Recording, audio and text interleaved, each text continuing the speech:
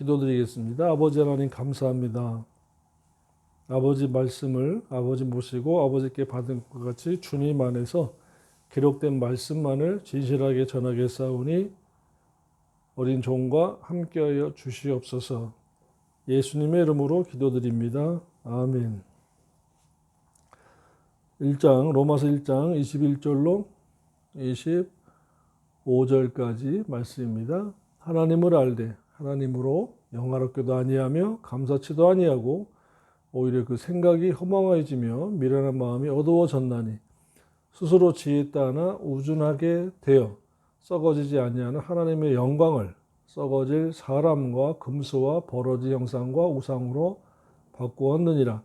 그러므로 하나님께서 저희를 마음의 정욕대로 더러움에 내어버려 두사 저희 몸을 서로 욕되게 하셨으니 이는 저희가 하나님의 진리를 거짓 것으로 바꾸어 피조물을 조물주보다 더 경배하고 섬김이라.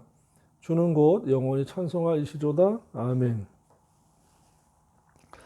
하나님을 모르는 자들의 대신관계 죄와 그에 따른 보응에 대한 말씀이 21절로 25절에 기록되어 있습니다.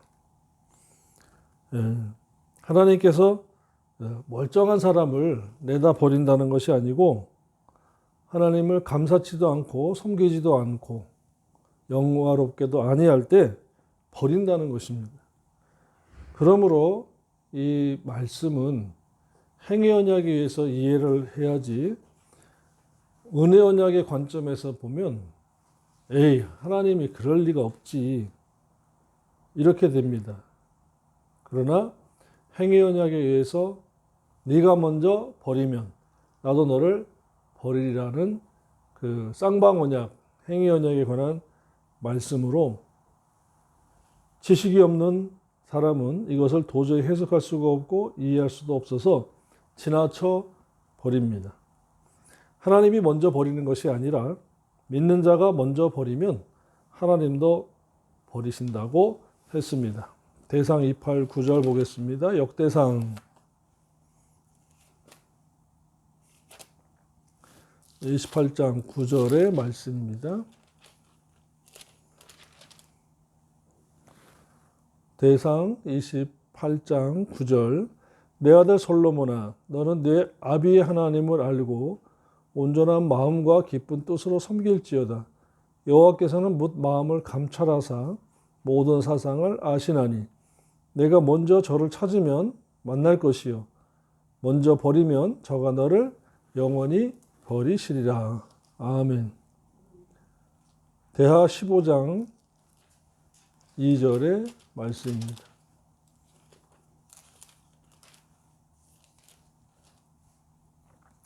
대하 15장 2절의 말씀. 저가 나가서 아사를 맞아 이르되 아사와 및 유다와 베냐민의 무리들아 내 말을 들으라. 너희가 먼저 여호와 함께하면 여호와께서 너희와 함께 하실지라. 너희가 만일 저를 찾으면 저가 너희의 만남바 되시려니와 너희가 먼저 저를 버리면 저도 너희를 버리시리라. 아멘. 행위 언약에 관한 말씀이 바로 이 두 말씀입니다. 아유 목사님 구약이니까 그렇죠? 그거 아니에요. 율법의 강령, 그러니까 구약에서 율법의 강령은 여전히 유효하다고 마태복음 24장 20절에서 말씀하고 있습니다. 22장 40절이죠. 또 보겠습니다. 마태복음 22장 40절. 이 두 계명이 온 율법서와 선지서, 구약 성경이죠. 강령이니라 핵심 정신 뿌리라고 했습니다.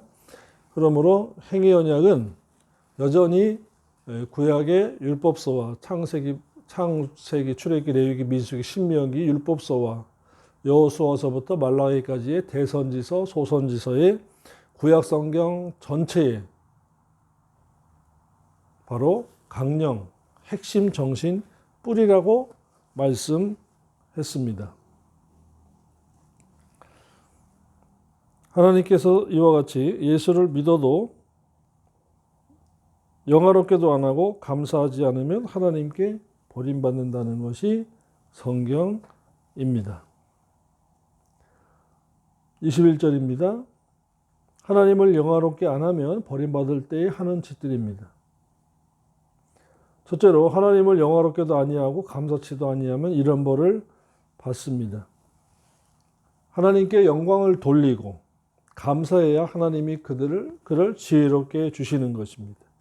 인간의 본성인 양심을 통해 또 하나님이 창조해 주신 자연 만물에 나타난 하나님의 능력과 현상을 보고 하나님을 알았다고 하면서도 하나님을 영화롭게 안 하고 감사치도 아니하고 오히려 그들의 생각이 허망해지고 그들의 미련한 마음이 어두워졌다고 했습니다. 알되라는 말은 그노테스인데 알게 되다 알아차리라는 동사 기노스코의 이 과거 능동태 분사 남성 복수 주격으로 인간의 본성인 양심을 통해서는 하나님께서 창조해 주신 만물에 나타난 하나님의 능력과 신성을 보고 하나님을 알았으면서도 하나님을 영화롭게 아니하였다. 영광을 돌리지 아니했다는 것입니다. 세상의 불신자 중에도 하나님을 안다고 하는 자들이 있습니다. 그리스의 철학자 소크라테스나 플라톤 같은 자들도 하나님을 안다고 했습니다. 그래서 그들 나름대로 신의 존재를 인정하였고 영혼 불멸설을 주장했습니다. 그러나 그와 같은 자들은 하나님을 알되 인간적인 지식 차원에서 알았기 때문에 하나님을 영화롭게도 아니하고 감사치도 아니했는데 믿는 자들도 이런 사상에 빠지고 사로잡히면 지식적으로는 하나님을 아는데 삶으로는 알지 못하는 상관이 없는 자, 배도자와 같이 살게 되는 것입니다. 그것은 즉 다시 말하면 하나님께 버림받는 것이죠. 둘째로 하나님을 알되 감사치도 아니한다고 했습니다.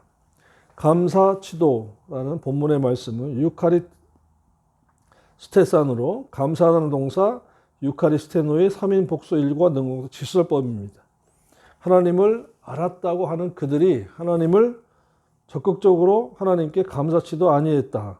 즉 영화롭게도 아니하고 감사하지도 아니하면 모양새는 믿는 자 같은데 내용은 믿는 자가 아닌 불신자와 다른 바가 없다라는 것입니다. 그래서 하나님이 벌로써 그들의 허망한 대로 내버려 둔다고 했습니다. 이것이 바로 방임입니다. 하나님의 방임, 내버려 두신다라는 거지요. 계시록 22장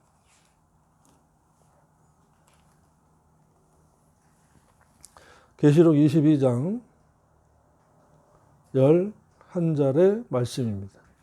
계시록 22장 11절의 말씀입니다. 불의를 한 자는 그대로 불의를 하고 더러운 자는 그대로 더럽고 의로운 자는 그대로 의를 행하고 거룩한 자는 그대로 거룩되게 하라. 내버려 두라라는 것입니다. 방임한다라는 거죠.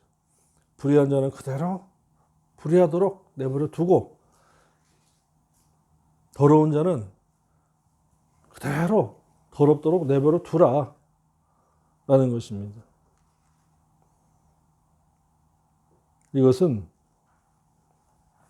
하나님께서 방임해 두신다, 내버려 둔다는 것입니다. 그러면 안 되죠. 우리가 기도하실 때마다 하나님 아버지, 제가 요즘 말씀대로 살지 못하는데 가만 내버려 두시는 것 같은데 왜 그러세요? 저를 아껴주세요. 제가 말씀대로 살겠으니까 아껴주세요. 해야지 아무 일도 없는 것이 마치 평안한 것처럼 오해하고 착각하면 큰일입니다. 하나님께서 방임에 두시지는 않았는가 걱정하고 여쭤봐야 합니다. 그래서 하나님께서 허망한 대로 내버려 두는 것이 하나님의 벌입니다. 벌. 심판하기 전에 벌로 이렇게 주는데 그것을 깨달으셔야 돼요. 전에도 말씀드렸습니다마는 자기 진단 이것이 능력이라고 말씀을 드렸습니다. 나의 삶을 내 양심이 압니다. 내 인격이 주님과 떨어져 있음을 압니다. 아버지와 어머니의 모습으로 살아가고 있다는 것을 내 인격이 알고 내 양심이 알 때에 우리는 뭔가 꺼림직하고 뭔가 불안해서 새벽 기도를 해야 되겠네, 철야 기도해야 되겠네, 금식 기도해야 되겠네 라고 합니다. 그것은 벌써 내 안에 계신 성령님이 주시는 경고입니다. 일어나 깨어서 기도해, 회개해, 구원에 이르는 회개를 하라고, 성경을 읽고 묵상하라고 인도하시는 것입니다. 조명하시는 것입니다. 흔들어서 깨워서 인도하시는 것입니다. 그럴 때 나의 인격이, 나의 삶이 혹시 돈 사랑, 자기 사랑, 쾌락 사랑하기를 하나님보다 더하고 감사치도 아니하지 않는가? 디모데 후서 3장 1절로 5절의 말씀이죠.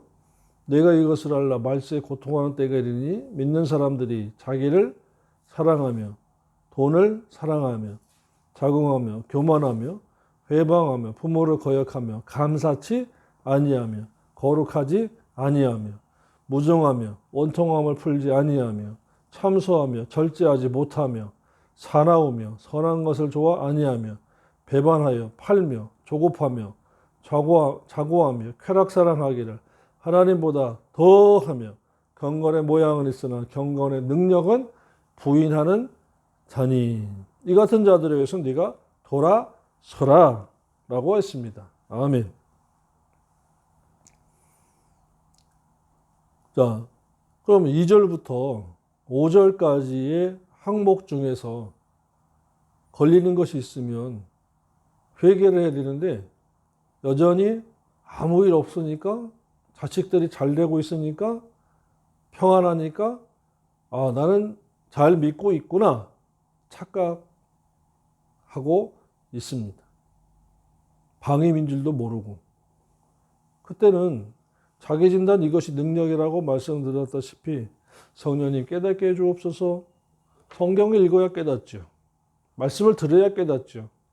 그래서 읽을 때, 설교를 들을 때, 성경 공부할 때 성령님이 조명해 주시면 그 조명해 주신 말씀 속에서 이미 지적을 받고 있는 것입니다. 영적인 지적은 참 좋은 것입니다. 영적인 지적은 이와 같이 참 좋은 것인데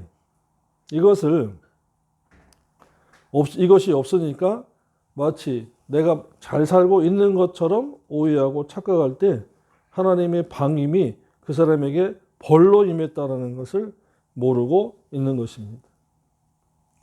본문에 허망하게 되면은 허망하게 되다 어리석게 되다의 동사 마타 이후에 3인 복수 일과 수동태 직설법으로 수동태예요. 하나님께서 그렇게 해버리셨다. 그들의 생각이 하나님에 의하여 감사치도 아니하고 영화롭게도 아니하며 하나님께서 그들의 생각을 허망해지게 버려버린다는 것입니다. 그러므로 하나님께 감사해야 지혜로운 마음을 주시는 것입니다. 아멘. 골로새서 3장에서 말씀을 보겠습니다. 12절부터 17절의 말씀입니다. 그러므로 너희는 하나님의 택하신 거룩하고 사랑하신 자처럼 긍휼과 자비와 겸손과 온유와 오래 참음을 옷 입고 하나님의 거룩하고 사랑하신 자처럼 예수 그리스도 성자 하나님이죠. 누가 네게 혐의가 있거든 서로 용납하여 피차 용서하되 주께서 너희를 용서하신 같이 너희도 그리하고.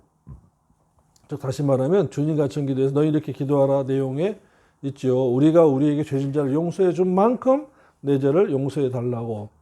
그러니까 용서하라는 것이죠. 너의 죄의 문제를 해결하기 위해서 너에게 잘못한 자가 있거든 용서를 하라. 너에게 죄 지은 자가 있거든 용서하라. 여기에서 또 하나 짚고 넘어가면 너에게 죄 지은 자를 용서하라고 했으니까 자범죄죠. 그런데 과거죄, 현재죄, 미래죄를 다 사함받아 하나님의 섭리와 주권 속에 다 섭리받았다고 하니까 회개할 것이 없는 거죠. 그러면은 고린도후서 7장 10절에 구원에 이르는 회개를 할 수가 없는 것입니다. 용서하고 너희도 그리하고 14절입니다. 이 모든 것 위에 사랑을 더하라. 이는 온전하게 매는 띠니라. 패션의 완성은 허리띠인데 바로 사랑을 더하라는 거죠. 사랑은 구제라고 했습니다. 구제하지 않으면 입술 사랑이라고 했습니다. 그리스도의 평강이 너희 마음을 주장하게 하라. 평강을 위하여 너희가 한 몸으로 부르심을 받았나니 또한 너희는 감사하는 자가 되라. 첫째 감사, 평강을 위해서 감사해라. 두 번째 16절 그리스도의 말씀이 너희 속에 풍성히 거하여 모든 지혜로 피차 가르치고 권면하고 시와 찬미로 신령한 노래를 부르고 마음에 감사함으로 하나님을 찬양하고 하나님을 찬양할 때 감사하라는 것이 찬양이 되는 것이고 17절입니다. 또 무엇을 하든지 말이나 일이나 다 주 예수 이름으로 하고 그를 힘입어 하나님 아버지께 감사하라. 아멘. 이렇게 해야 하나님을 알고 감사할 수가 있는 것입니다. 근데 그 앞에 선행 조건이 뭐예요? 벌써 12절과 13절이죠. 하나님의 택하신 거룩하고 사랑하신 자처럼 베드로후서 1장 4절로 9절에 신의 성품에 참여하는 자, 예수님 닮아야 한다는 겁니다. 그 중에 축약하면, 그 9가지를 축약하면은 긍휼과 자비와 겸손과 온유와 오래 참음 5가지죠. 이것은 세마포의 재료다. 그 다음에 용납하고 용서하고 그 다음에 사랑을 더하라고 하신 것입니다. 미련하다는 것은 부정사와 이해력 있는 지혜라고 하는 시네토스와의 합성어로 깨달음이 없는 마음을 뜻합니다. 하나님께서 하나님에 의해서 깨달음이 없게 하신다라는 것입니다. 그러므로 우리가 하나님의 말씀을 듣고도 깨달음이 없다? 하나님께서부터 지금 벌받고 있는 거예요. 크게 회개해야 됩니다. 성경을 읽으면 졸음이 오고 깨달음이 없다. 지금 벌받고 있는 거다 생각하고 회개해야 됩니다. 이사야서 29장 9절의 말씀을 보겠습니다. 이사야서 29장 9절. 그러니까 성경 공부가 참 중요하고 그 다음에 전하는 설교자가 강사가 성경을 성경대로 전해야 되는데 자기 생각 전하고 철학을 전하고 경제 논리를 전하고 법전을 전하고 또 인간의 중심적으로 간증이나 전하고 하면은 깨달음이 없는 것이고 졸음이 오고 벌을 받게 되는 거죠. 29장 9절로부터 11절입니다. 너희는 놀라고 놀라라. 너희는 소경이 되고 소경이 되라.